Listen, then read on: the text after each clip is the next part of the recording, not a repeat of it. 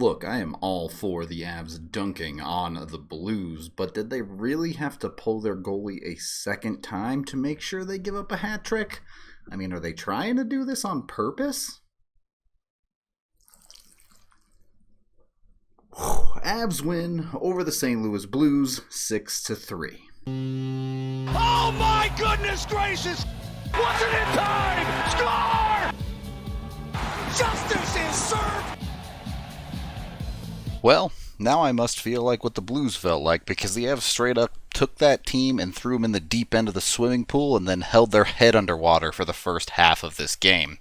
I've talked a lot about the Avs making teams look bad, but this isn't Game 36 of the regular season. This is Game 2 of the playoffs, and the first half of this game was straight up just not competitive in any way, shape, or form. Hell, it was a 60-minute hockey game, and the Avs led for 59 minutes and 25 seconds of all of that time.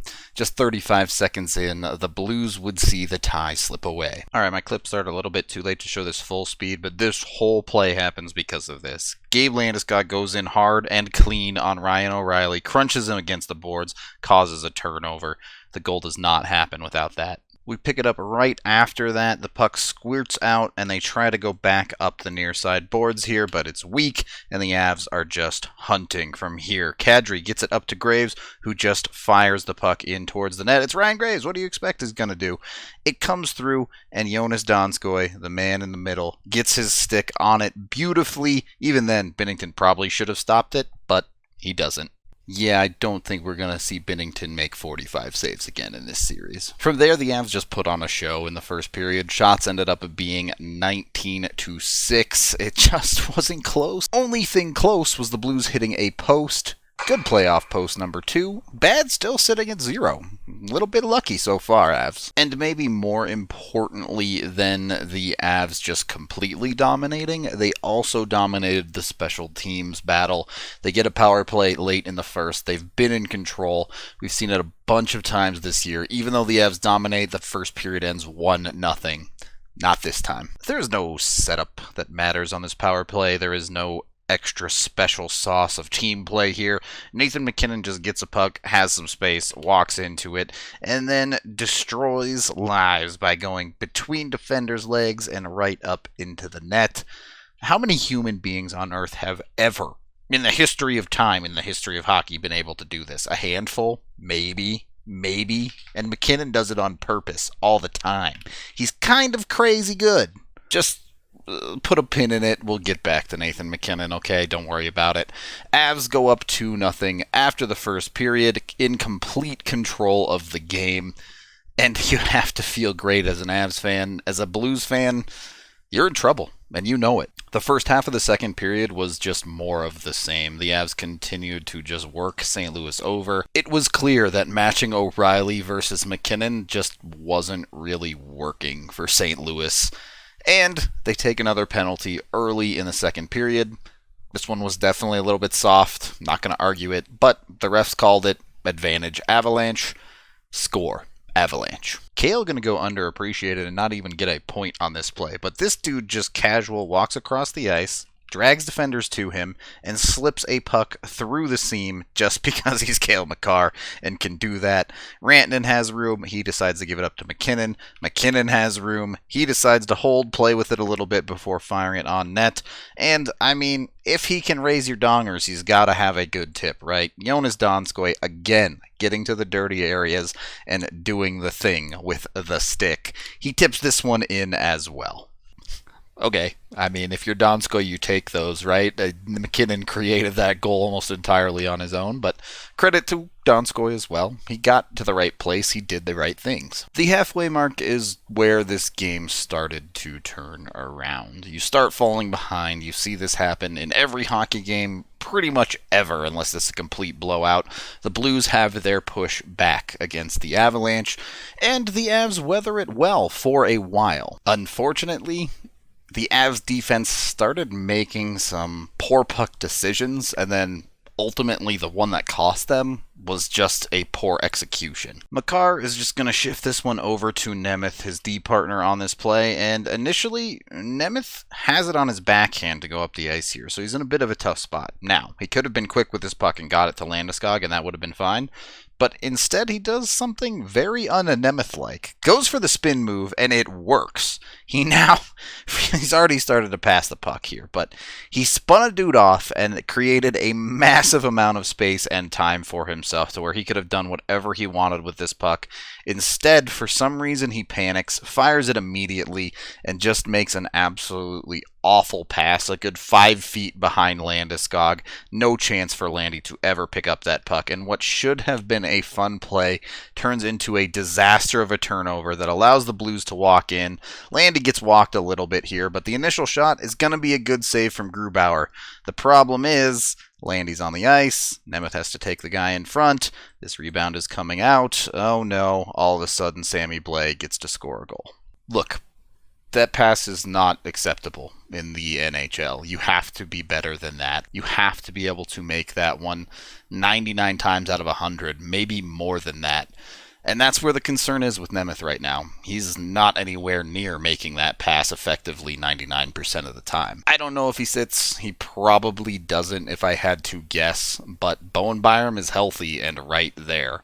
Now, Nemeth is still super effective for the Avs on the penalty kill, but at a certain point, you can't have a guy that doesn't play 5-on-5, and you're pushing towards that with Nemeth right now. But not the end of the world. The Avs get out of the second period up 3-1, and while the Blues push did make the shots look more even, the game is still pretty much in the Avs' control. The third period was significantly slower. The Avs were fine to sit on their 2-goal lead and just kind of chip pucks out for the most part. If opportunities were there, they would try and take them, but it was clear that they didn't want to do anything stupid. And for 6 minutes and 29 seconds, they did not do anything stupid. But then we have the only reason, honestly, that this game ended up being close in the third period. Pretty cut and dry here. Kadri coming across the center as Falk is shooting. Falk never sees him. Kadri leads him too much, and it looks like he's on his feet at least, but shoulder, arm, just clear contact coming to the head here, just blasts him, snaps the neck around. That's just bad. I said Patrick Nemeth's pass was unacceptable, but that's from a talent and skill level. There are players that can replace you. That hit from Nazem Kadri can't be allowed. Full stop. Shouldn't be in the NHL. I have nothing to say about it. Whatever suspension he gets, and he will get a suspension, I am confident he deserves. You just cannot hit players in the head. Can't, won't, don't. Just stop. You know better than that, Kadri. I know you know better. I've seen you get suspended for stupid stuff in the playoffs before. And I'm sure he didn't do it on purpose. He wasn't trying to take the dude's head off, but you can't miss like that. You have to know better. You have to be able to take the body more effectively, or you're not supposed to make that play. Simple as that. Kadri can't do that, and the Avs are going to be without him because he did. More pertinently, though, it put the Avs on a 5-minute penalty kill in a 2-goal game in the third period that the Avs were trying to sit back on. They didn't get to do that anymore. The PK played great. Full credit to everyone on the PK, Patrick Nemeth included, had a couple of huge plays on the penalty kill to make sure that the Avs only gave up 1 goal in the entire 5 minutes. Blues later on in the power play, they enter with speed here, and you see this little situation between Taves and Nichushkin. With Graves backing off deep, they both move to take the puck carrier, and then it's one of those kind of you got him, I'll take him situations where neither end up really taking the puck carrier, and it puts Nuke in this awkward spot where he's not really covering anything. Graves, kind of the same situation, just very soft on the blue line here from the Avs. Comfort, you'll also see, starts to coast a little bit too early on the back check as the fourth man on the PK. Nichushkin in a weird spot, does not cover the near board, so the pass gets through him. A nice pass, nutmegs him, it is what it is, but the defense has completely fallen apart at this point as Bozak walks in, creates a rebound, and Shen bangs it home. A 1-goal game with 10 minutes to play, all of a sudden not so comfortable for Colorado. Spoilers on what happens? Nathan MacKinnon is the best player in the playoffs. Even the stars are working hard for the Avs in the playoffs. Not that they don't in the regular season, but just watch the play. Mikko, clearly behind in this race, just out hustles a guy and then shoulders him off to win the puck for the Avs in the offensive zone. They eventually work it back out. Taves sets up MacKinnon. MacKinnon says, I don't know why this keeps working, but I'm going to keep doing it. This shot is ridiculous. He just fires it. That one doesn't hit anything. A nice screen, but let's look at that shot again here. So here you go. He has his spot picked. He fires it over the first defender's stick through all of that traffic as Ryan O'Reilly is diving out of the way for some reason. Thank you. And from the blue line with a wrist shot, Nathan MacKinnon, a forward, goes bar and in the net. He damn near hits the exact corner of the post. You literally cannot shoot a puck better than that. I tweeted this out the other day, but sometimes you can't explain greatness. You just have to witness it. You are witnessing it with Nathan MacKinnon and soak in every minute of it. This guy is on another plane of existence in the playoffs. There is an argument that he is one of the best ever in playoffs points per game.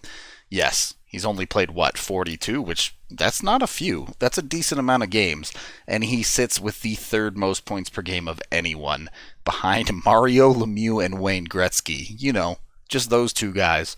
Certainly of his generation, to this point, it's not particularly close. He is a playoff monster. 4-2, the Avs should have it from here. The DNVR bar's going wild. 15 seconds later, it's a one-goal game again. Fans are still celebrating from the goal, and then this happens. First of all, where are you going, Nemeth? Why are you pinching on this play? There's 4 minutes and 30 seconds left. Your team just went ahead by 2. There's just absolutely no reason for this crazy pinch.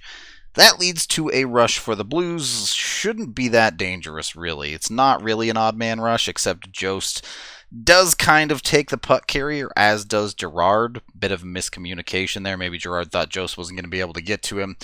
Would love to see Girard take the pass there, but even then, Gruby's able to get pretty square to this.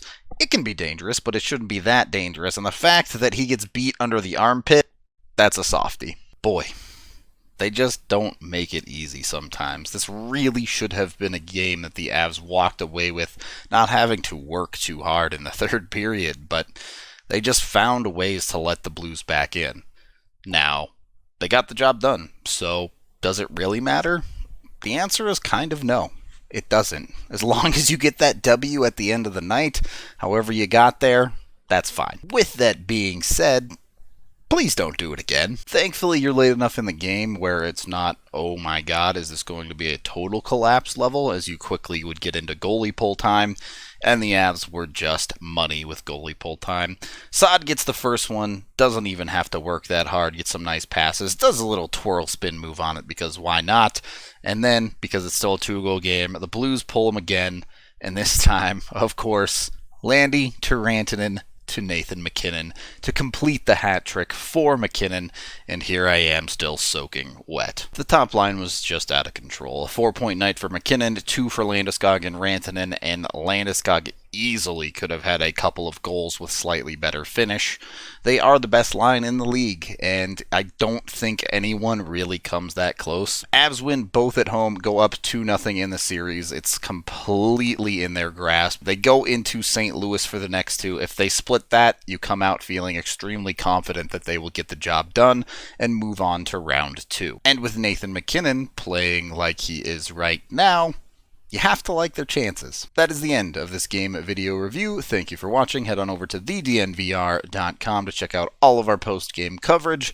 I am Rudo, and I really hope I don't have to get too much more wet this postseason. Avalanche time, come on, grab your friends. We're going to the playoffs again with Nate the Dog and Gabe the Big. The fun isn't over yet. It is Avalanche time.